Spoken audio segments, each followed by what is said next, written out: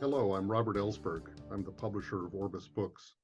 I'm very happy to be joined by an Orbis author today, Father Daniel Groody, who is a Holy Cross priest who teaches at the University of Notre Dame.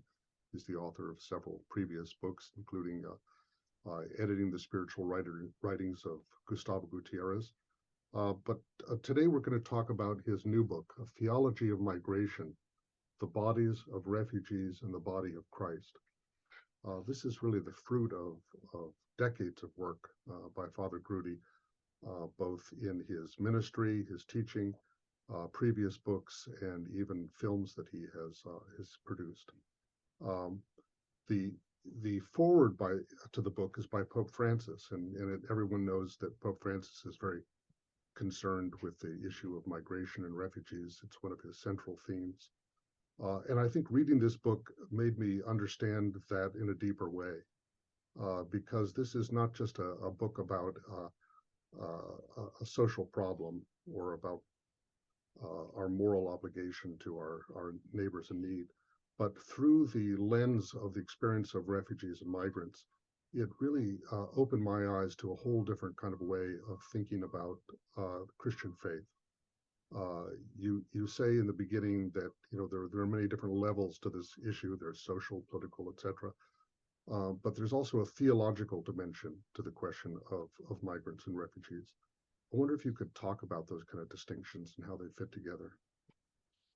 Yeah. Well, first of all, thanks, Robert, for inviting me to join you, and a special thank you to all the work you've done at Orbis Books, because throughout my own history, formation, development thinking, I've been so shaped by Orbis Books, and so it was a gift to just be part of this same history and to add my gotita, as they say in Spanish, my raindrop into kind of this overall reflection on theology, on migration, on liberation, and other things.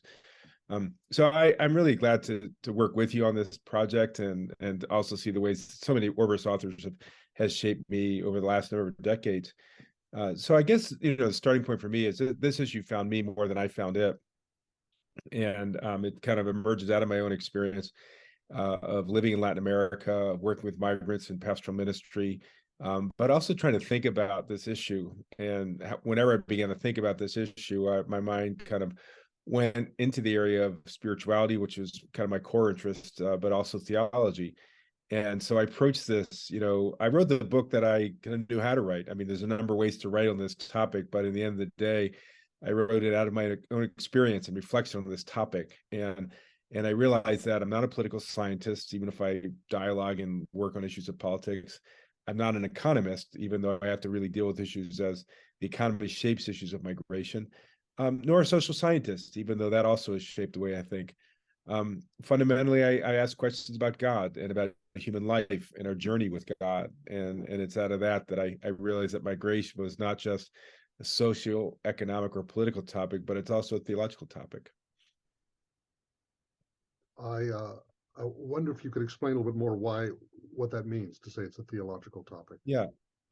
Two foundational experiences for me, really shaped it. I think 20 some years ago, I was invited to join the Bishop's Committee on Migration to go down to the U.S.-Mexico border and to really look at the issue of migration. And I remember when we went there, one of the first things we did was we participated in a mass along the border. And what was unique at that time was that the community who gathered for mass was in both sides of the border, and they actually set the altar together on either side of the wall of the border, and they celebrated one Eucharist amidst this very divided political reality.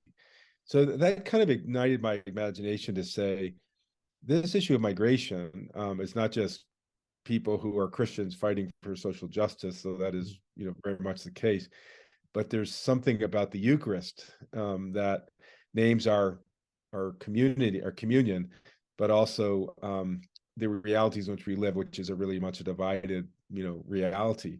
So I think that stimulated my imagination to say and ask the question, what is theological about migration? And when I first gave my job talks, even here in Notre Dame, I remember, some of the naysayers were like, "Oh, this isn't theological. This is actually just sociological." And And I thought, no, this actually is theological. This is theological because Mm. patriarchs were migrants, first disciples were migrants. But then as I really got into it, I thought, oh my gosh, Jesus himself was a migrant. Jesus himself, kind of, if you will, Barth helped me understand this. He talked about the journey of the Son of God into the far country, which basically, in some ways, I came to see as Jesus as the migrant Son of God who came into our sinful and broken existence to die on a cross to help us migrate back to our homeland. And so Jesus became the prototype migrant, if you will, if we look at it. And from that, kind of the derivatives of different ways migration shapes kind of our whole journey from God and back to God. That's Thomas Aquinas. But the second story that really affected me a lot in this was when Pope Francis came to office in 2013. The first place he visited outside the Vatican was Lampedusa. And the reason why he visited it was because there was a group of refugees that were traveling across the Mediterranean, and they could have as many as 700 people in these boats. And the ship capsized, and there were only 8 people that survived, and they survived by clinging to a fishing net in the middle of the ocean. And when the fishermen saw them, instead of saving them, they actually severed their nets and cast them to die into the ocean depths. And Pope Francis was so moved by the indifference to these migrants that within 8 days he traveled down to Lampedusa. He celebrated Mass by an ocean harbor, but he used a chalice made from the driftwood of a refugee boat. And so that stimulated my theological imagination as well to say, what does it mean to use a chalice made from the driftwood of a refugee boat at Mass? And so I worked with this community in Lampedusa, including the carpenter who made it, to try to get at the underlying, spiritual and theological significance of this. So eventually, as I wrote the book, what I realized that what's needed in our discourse around migration is not just more information, more stats, data, all that, but a new imagination. And what I did is I let the Eucharistic imagination shape the way we think about the narrative of migration. And so it was really a way of reforming the operative narrative about migration through a Eucharistic narrative. And so the structure of the book actually mirrors the structure of the Eucharist from the Roman Rite. Well, you start the book with a very helpful kind of overview of the reality of migration and the plight of refugees today in the world. And of course, in the United States, we focus very much on our southern border, but this is really a global issue with the refugees from Ukraine now, from Syria, Africa. It's a very hot topic in Europe and around the world. But then you move into something that I found really fascinating, which was to show how a scripture, Old Testament and New Testament, are just saturated with stories of displacement, travel, pilgrimage, journey, exile, migration. Not only the whole story of the people of Israel and going into exile, the story of Ruth in the New Testament, as you mentioned, Jesus's own experience with the Holy Family in exile in Egypt. But then you go into even like a deeper level of not just treating this as a matter of people going from one place to another, but the whole problem that is central in the New Testament of seeing people as the other or as not like us, and this inclusive kind of family that Jesus is calling us to. That's right. What's at stake in this book is a theology of communion. And while the dominant political narrative, especially around migration, is really from our oneness to otherness, really othering people like migrants, the dominant theological narrative, spiritual narrative, Christian narrative is from our otherness to oneness. So in many ways, Christ came to bring Humpty Dumpty back together again, if you will. And if it's our brokenness and fragmentation, ultimately our alienation, which is at the heart of our dis-ease as a human community, that Jesus came to really speak to that in ways to bring a fragmented humanity back together again. So that's the through line in the book, is really trying to look at this vision of communion. And that's why it's our long journey of human life seen in this way is really about a journey of migration towards communion. And if we actually see migrants as so fundamentally others, the irony is that makes us the alien. That makes us really so alienated from our own humanity that we can't see our connection to one another. Mm-hmm. You and I also went on a kind of pilgrimage to Rwanda together some years ago, and kind of witnessed their stories of the kind of ultimate consequences of what happens when people are dehumanized, treated as other, treated as rejected, as treated as disposable. Yeah, those stories of Rwanda, Robert, is such a great experience being there with you. But it's such a difficult research project, probably the most vexing of all of the ones that we did. And I think, for me, there's different layers of migration. You have the economic migrants, people looking for jobs. You have the refugee or fleeing their homelands because of political violence or human rights violations. You have victims of human trafficking who are targeted and exploited in their vulnerability. And then you have situations like genocide. There were moments during that time in Rwanda, speaking with the survivors of genocide, to me that still um, um, work and speak and challenge me in so many ways. And I think that was an extreme example of othering, and I think in Rwanda in particular, it was striking to me that in the beginning, there was no distinction between Hutus and Tutsis. Then it was a classification determined by how many cows you had. Mm-hmm. Then it moved into a economic division, then a social classification, then an ethnic divide, then a rationale for genocide. So that's an extreme example, but it does point to how, somehow in our struggles for identity, othering is part of that, and not all of that is bad, but it can kind of lead down these very self-destructive and alienating paths. Mm-hmm.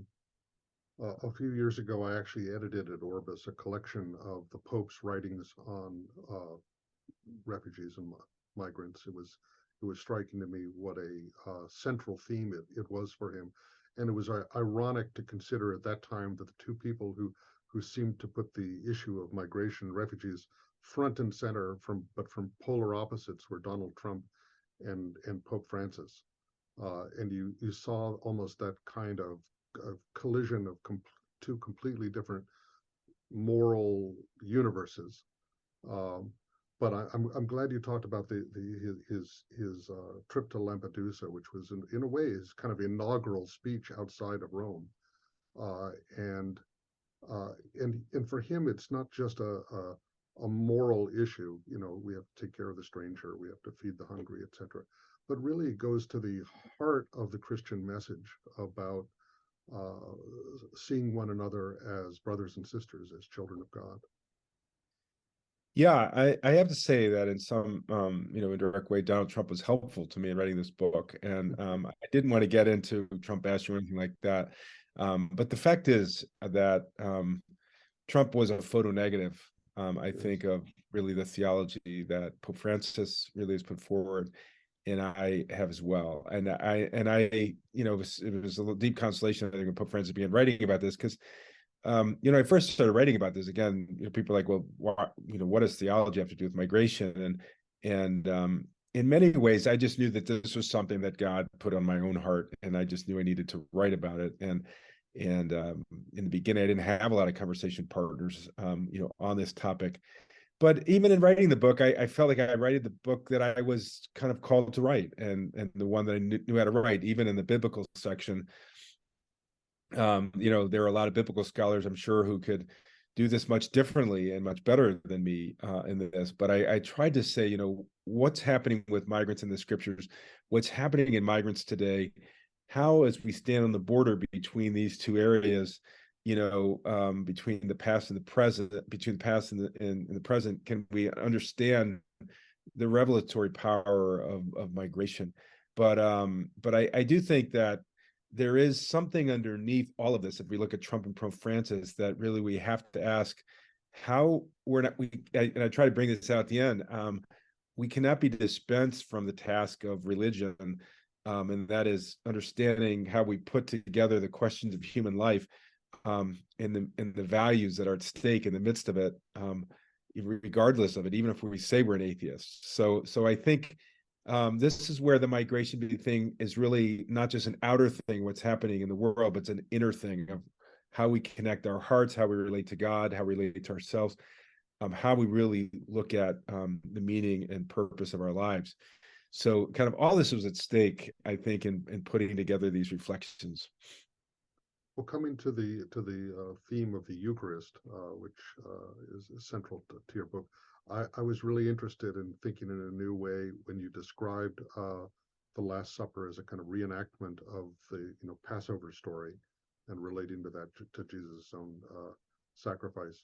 And you make all kinds of interesting sort of metaphorical uses of that idea of Passover, of passing over from migrant to person, from alien to neighbor. That was a new way for me of thinking of what the mystery of the Eucharist is about. Yeah, and the working title of the book for me was called Passing Over. And I actually it was you and John who suggested the Theology of Migration, which actually I'm glad we landed on that topic, because it's also connected to my work with Gustavo and others, and Virgil. And so, but I think this was actually interesting. But passing over really was the heart of it, and that actually emerged out of an article I'd done in Theological Studies called "Crossing the Divide." That's when I really started asking. I had done a sabbatical in Oxford in 2007, and at that time I said, I was trying to really address the challenge of what's theological about migration. So my critics would say this is not theological. And this interdisciplinary think tank that I was at, it was Oxford Refugee Center. Everybody, they were from different disciplines, psychology, sociology, anthropology, and so on, and political science. And there wasn't a single theologian in the midst. And so I thought it was like a disciplinary refugee, if you will, theology was. And so I felt, well, if it is theological, then somehow I have to sort of make a case for that. And the case that I made was that this is about basically a vision of reconciliation, and that what is at stake here is trying to reconcile these divides that between human and inhuman, between the country and the kingdom, between ultimately some of these other kind of fragmentations from injustice to justice and so on. So that's kind of emerged out of that space. But I really thought that Jesus came for reconciliation. That's really at the heart of this. And what we suffer most with as human beings is division. Well, you end the book by writing about or reflecting on the stories of organizations, individuals who are involved in ministry and service to migrants and refugees in some way or another. But obviously, I think in our current political context, people would say, "Well, what are you actually suggesting? What how does this all apply to the crisis at our border, or whatever you want to call it?"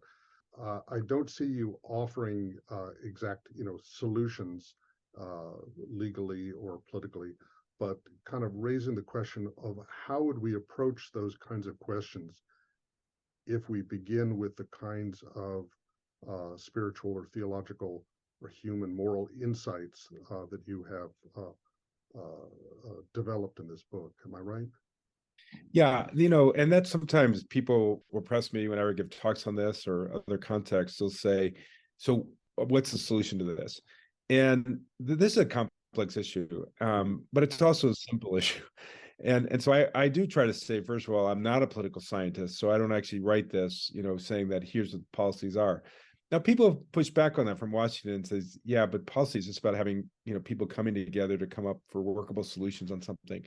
And so one of the places I begin is saying, well, let's start with the human face of the migrant and say these are human beings first, made in the image and likeness of God. That's a starting point. If they are just people who can be exploited and manipulated and have no rights because they have come without political documentation, that's a very different starting point. So if this is where the imagination has deep moral implications.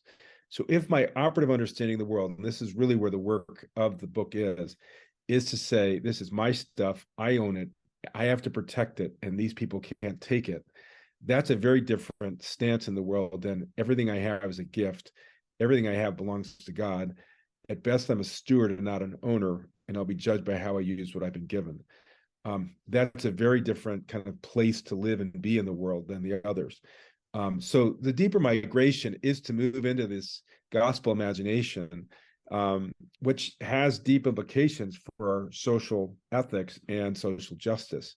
But I think the heart of it is to say that we are migrating through this world, and either we're migrating towards a place of greater communion and connectedness and reconciliation, or we're migrating to a place of great division and separation and alienation. And that's the moral challenge of that. Now, that there are implications of what that would mean for policy. And I just highlighted a few organizations, but I don't think the work of migration or the larger migration through this world can be limited only to people who are doing faith-based responses to migrants at the border. They were more kind of illustrative of how people are living and being in the world in a different way, and how they're living out a different narrative. So the work you've done with Dorothy Day, the work that you've done on the saints, so much holds up this point of how do we live and move and be in the world, and that Jesus is inviting us to live and move and be in the world in a way that is more life-giving, in a way that's more connected and more at peace, I think, with who we're created to be.